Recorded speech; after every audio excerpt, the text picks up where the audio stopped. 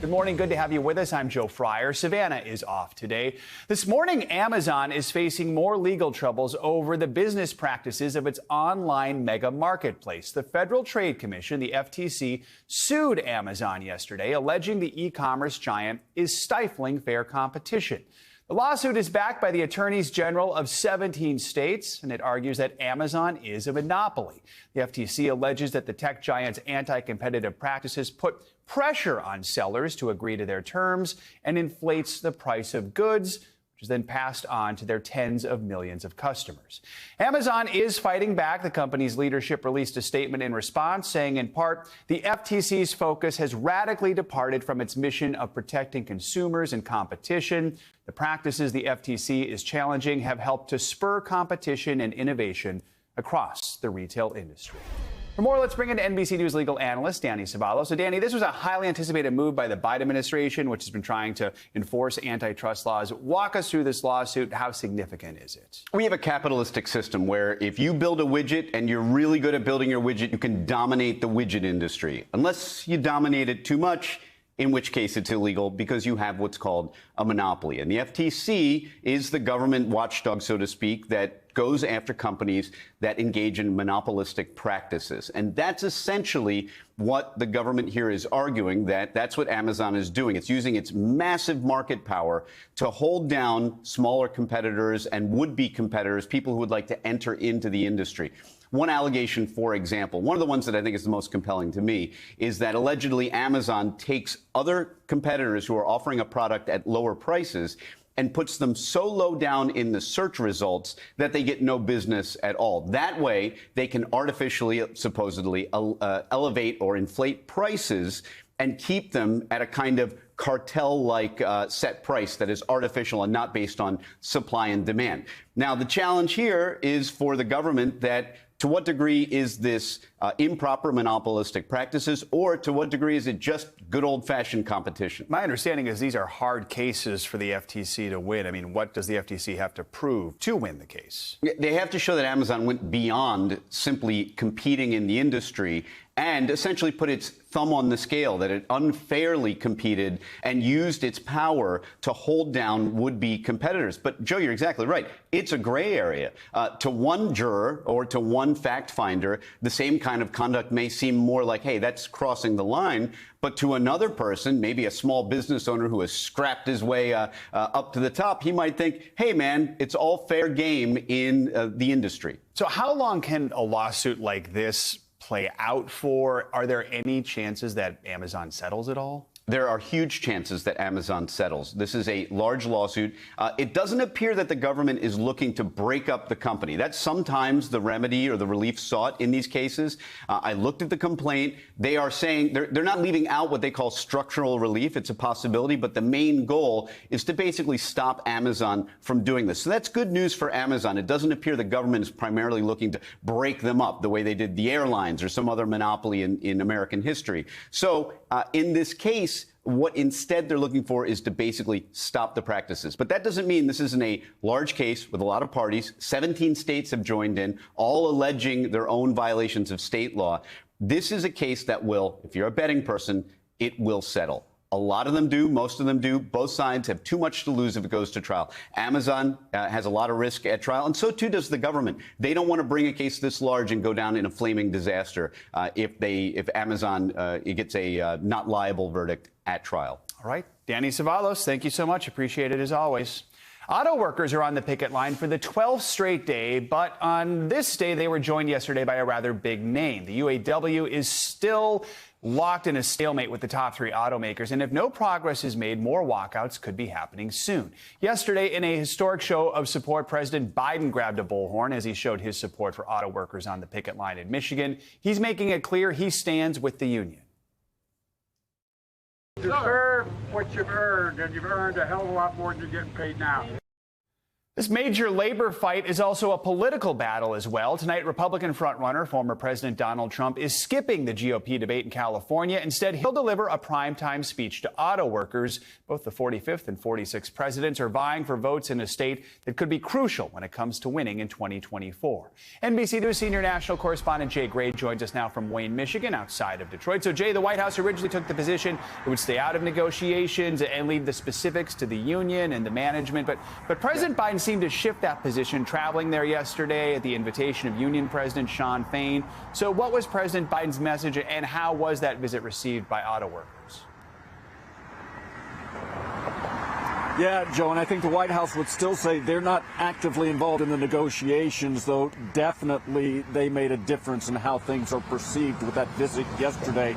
And it's really added a pep in the step, if you will, of those picketing outside plants like this Ford plant here in Wayne, Michigan. So many of those on the picket line saying they really appreciate the president's support, think it's very important as this process continues and brings a much brighter spotlight to what's going on here. Many feel like the visit could ratchet up pressure on automakers to get some type of deal done. Shawn Fain feels the same way. Here's what he had to say about it all. Thank you, Mr. President, for coming. Thank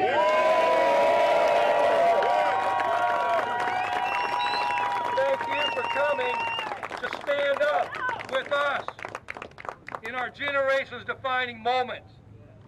And we know the president will do right by the working class. Yeah, and Fain, the president of the UAW, saying that the working class was built by the unions like his, and got the same feeling from President Biden, who said as much as he was talking with those workers on the picket line, Joe. So, Jay, looking ahead to Trump's speech tonight, what are we looking for in his remarks? And can we also expect him to meet with union leadership?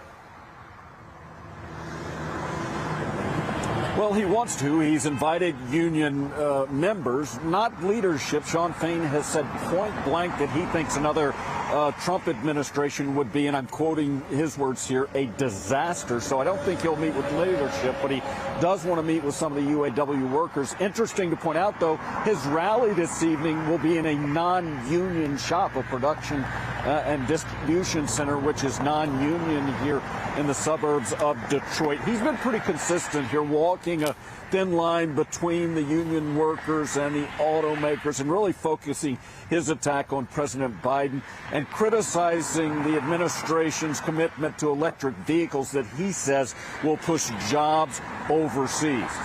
All right, Jay Gray in Michigan. Jay, thank you so much. Over in Hollywood, the writers' strike is officially finished. As of midnight, writers were free to return to work after the writers' union's leadership agreed to a 3-year deal with major movie studios. The agreement, which still needs to be ratified by the union's 11,500 members, would increase residuals for streaming content, boost pay by up to 5%, and raise health and pension contributions. It also includes specific guidelines for safeguards over the use of artificial intelligence. For more, let's bring in entertainment journalist Brian Balthazar. Brian, good to have you with us. So the union says workers can now go back to work. What stands out in this deal? Does it seem like it's a good result for both sides? It's a good result for the union, particularly. The studios are probably going to feel a little bit of a sting when you look at the numbers. This deal has about $233 million in enhancements for the union, and the offer from the studios was about $86 million. So that's nearly 3 times. But you know, there are some compromises in there. But of course, the basic pay increases, the increases in staffing levels. I think most interesting is the streaming residuals part of this deal. You know, there's a bonus now built in, and this has been the wild, wild west. How do we measure success for streamers? What they've done here is they've said they've built in a bonus if a streaming title does well within 90 days of release and is viewed by at least 20% of the subscriber base. So you can see it gets really nitty gritty, right? But this is a bonus that didn't even exist before. And then, of course, there's a near 76% increase in residuals for foreign streamed titles. So things that are streamed overseas, I should say. So the streaming bonuses, the streaming residuals is a big deal. And then, of course, the AI protections are very interesting. saying that the studios have to be upfront. They cannot force writers to use AI. They cannot use AI for source material, but a writer can choose to use AI if they're allowed to. So there's going to be a lot, you can see that this is language that we're just kind of learning how to kind of balance and monitor, and we're seeing how it's going, but there are definitely some great protections in there. Yeah, it's such a great point. There are two of these major issues are issues they never had to deal with before, so they're in many ways starting from scratch trying to hash these things out. So Brian, what happens next? Is it just a formality for the 11,000 plus members to follow their leaders and ratify the deal? Well, given the enthusiasm from both sides, from both coasts, I think it's pretty much a certainty that it will go through. But the voting begins on the 2nd, on Monday, and will continue through the 9th. And members of the union have an opportunity to ask questions and hold meetings. But they have the information now; they can see the increases as well as a desire to get back to work. So I think we'll see this go through. And I think we'll see some talk shows back on the air, perhaps as early as next week, or certainly in the next couple of weeks. So Brian, we still know actors are striking. Where do things stand there? Could this deal with the writers maybe clear the way for actors to reach a deal, say, before year's end? Right. Well, as you say, talk shows are coming back, but they'll be missing actors to promote their projects. Bill Maher starting on Friday. Kelly Clarkson had some of her crew there yesterday. The actors, that still has to be worked out. I think, we're going to see a lot of production. Wait until January because we see the holidays coming up. So we already see a real urgency to get the actors strike worked out. And I think the union SAG-AFTRA is going to be looking to see if the studios will come back to the table as soon as possible. Until then, I hope you like cooking segments on those talk shows. All right. Brian, as always, thank you so much. Appreciate it. Embattled New Jersey Senator Bob Menendez is expected to appear in a New York courtroom today. The Democratic senator and his wife Nadine will be arraigned on federal bribery charges. The couple accused of receiving cash, gold, and a luxury car in return for a variety of corrupt acts. Menendez returned to Capitol Hill yesterday after announcing he would not step down from Congress. He was confronted by reporters when he arrived. Take a listen. You run for re-election, sir? As I said, I'm here to do the work of the people of New Jersey. Why won't you resign, sir? Senator Menendez? Because I'm innocent. What's wrong with you guys? Why were there gold bars there? Meanwhile, NBC News has learned the FBI is investigating whether Egypt's intelligence services might have been involved in the alleged bribery scheme. That's according to sources familiar with the matter. Menendez has denied any wrongdoing. MSNBC anchor Lindsay Reiser joins us now from outside of the federal courthouse in Lower Manhattan. Lindsay, good morning. So set the scene for us. What can we expect to play out today behind you there in court? And what more can you tell us about what we're learning about this FBI investigation? Good morning, Joe. Good to be with you. We are expecting the senator to enter the building through a side entrance. We're not expecting any comments in particular, but of course, if he does say something, either himself or through his lawyer, we will be here to listen to those comments and ask some questions, including one that he was again just asked yesterday and didn't quite answer whether he intends to run again in 2024. Of course, he has said he believes he'll be exonerated, and at the end of this, he believes that he will still be New Jersey's senior senator. Now, as for that new reporting from our colleagues Jonathan Deans and Ken Delanian, according to sources familiar with the matter, the FBI investigators are looking into whether Egyptian intelligence officials used, for example, Nadine Menendez, Bob Menendez's wife, to get to the senator. Whether there was any influence here from any Egyptian intelligence officials. And so this investigation, this counterintelligence investigation, will take place at the same time as this federal criminal investigation. And we did reach out, our colleagues at NBC News reaching out to an attorney for one of the co-defendants here, Wael Hanna, who denied having any ties to Egyptian intelligence. Representation from Nadine Menendez declined to comment on that, Joe. So, Lindsay, let's talk about how Menendez's fellow Democrats in the Senate are reacting to all this. We know here nearly half of the Democratic caucus calling for his resignation, including fellow New Jersey Democrat Cory Booker. What else are we hearing from members of Congress?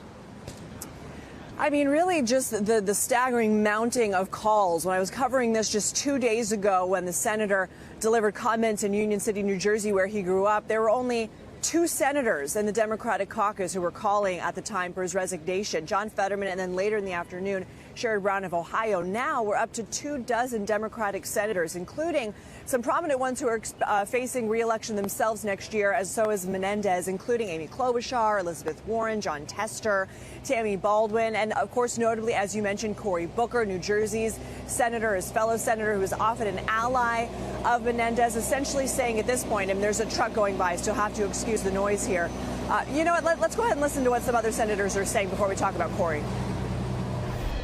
These serious and illegal allegations in the indictment against Senator Menendez are deeply troubling. Senator Menendez is entitled to a presumption of innocence and a full trial, but I think he should resign. I do think he should step down in order to mount and focus on his defense.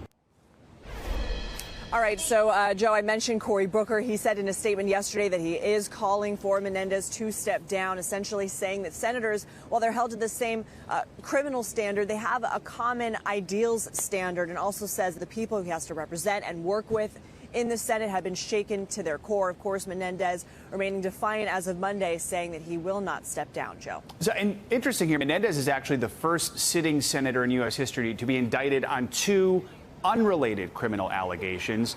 Hispanic lawmakers came to his defense back in 2015, but as NBCNews.com reported this week, Latino lawmakers are notably silent this time around. What more should we know about that?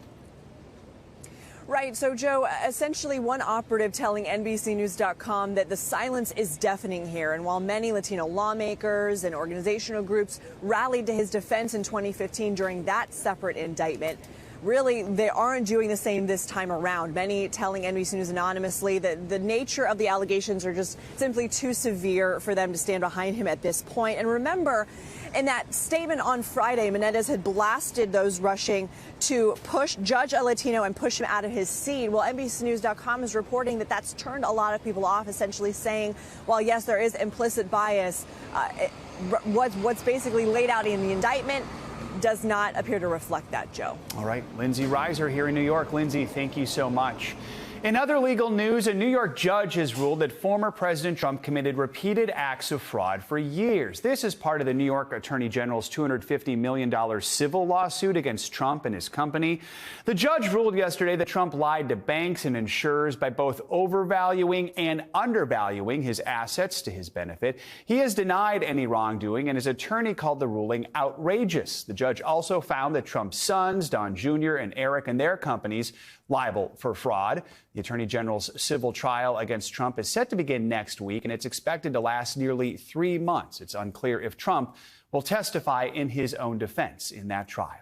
The Senate is moving forward with a bipartisan short-term funding bill designed to keep the government open until mid-November. But it's unclear if the Republican-led House will approve it, raising fears the government will shut down over the weekend.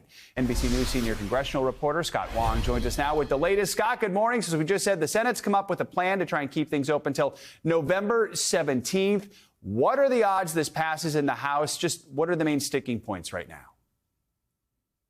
Good morning, Joe. Yes, you're right. The Senate does have a plan. That plan is bipartisan, backed by both Majority Leader Chuck Schumer and Minority Leader Mitch McConnell. However, Speaker Kevin McCarthy says that that plan will go nowhere in the House of Representatives. He says that will be flatly rejected by House Republicans because Republicans are demanding steep spending cuts in any CR that goes forward. And in the Senate plan, they are funding things at existing levels. So that is a huge sticking point. Secondly, is the issue of Ukraine. The Senate plan includes $6 billion for economic and military aid for Ukraine. House Republicans, a large majority of them, want no money for Ukraine, saying the focus should be instead back here on the domestic front. And so those are some real big problems and explain why there is this big gulf between House Republicans and Democrats who control the Senate and the White House. You know, another factor, we know McCarthy is in a tough spot. He relied on help from ultra-conservatives to become Speaker in the first place, but now he might need Democrats' help to keep the government open, but that could cost him his speakership. So what are you hearing are his chances of both passing a spending bill and actually hanging on to his leadership position? Yeah, McCarthy is in a really sticky situation here, as you laid out. I mean, he promised the conservatives, in order to grab that speaker's gavel, deep spending cuts through these appropriation bills that they are working through right now. Those are a non-starter for Democrats in the Senate and for President Joe Biden. And so he is in the situation here where we are 4 days away from the deadline. He needs to reach across the aisle to avert a shutdown and team up with Democrats. And on top of that, you have a conservative lawmaker named Matt Gaetz who says, look, Kevin McCarthy, if you go that route, if you bring a short-term bill to the floor, if you extend your hands to Democrats, then I'm going to make a motion or force a vote on the floor to remove you as Speaker of the House. And so he is really in a no-win situation here, having to choose between the speakership, a job he has coveted his entire political career and achieved it, and shutting down the government, which will impact millions and millions of Americans in terms of federal benefits, as well as forcing millions, potentially millions of federal workers to go without a paycheck for the foreseeable future, Joe. All right, Scott Wong, thank you so much. Let's take a deeper look at the impact this potential crisis could have on the economy if Congress doesn't act by the end of the month. That's Saturday night at midnight. Hundreds of thousands of federal workers could face being furloughed if that happens. That means they won't get paid. Now, a little history. The last government shutdown back in 2019 lasted 34 days. It ended up costing tens of billions of dollars. Let's bring in NBC News business and data reporter Brian Chung for more on this. So, Brian, what have we learned from 2019 that could maybe help us manage a shutdown this year? Well, it's going to have a big impact across the country and in other communities specifically as well. But I want to point out, let's look at what happened the last time we had a shutdown, which was in 2019. As you mentioned, 300,000 people were furloughed. They didn't get pay. We also lost about $11 billion, according to the Congressional Budget Office. At the time, $3 billion was estimated to have been permanently lost, just simply didn't get back. Now, in terms of the specific agencies, we saw situations like with TSA and even at the IRS that some workers just simply didn't show up. You have to remember that even those that aren't furloughed would still have to continue to work without pay for however long that shutdown goes. But for what it's worth, Wall Street didn't seem to care that much. Markets went up 10% during that last shutdown. So, Brian, many federal workers obviously located in the Washington, D.C. area.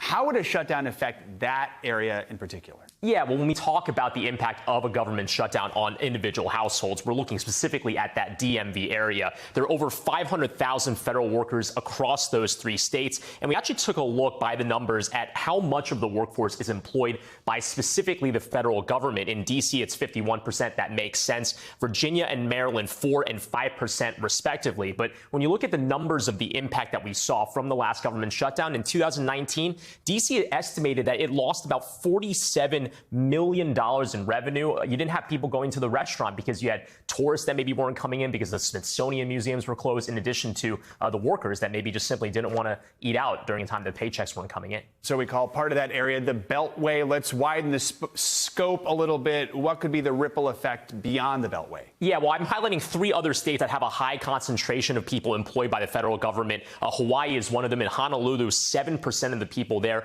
are employed by the government. Tourism is big there. 16% of Americans actually said they canceled or planned to cancel their Hawaii trips because of the 2019 shutdown, a big impact there. I also want to highlight Alaska, 4.5% employed by the government, 9% in Fairbanks. By the way, 60% of Alaska's land managed by the federal government. The Department of the Interior has a lot of employees in that state. Again, they also have military and oil operations there. And then the last state I want to point out here is West Virginia. They have about 6% employed in the Parkersburg, Vienna area of that state. Major government employers, the Veterans Affairs, as well as the Treasury, which operates a Office of Fiscal Service in the state as well, Joe.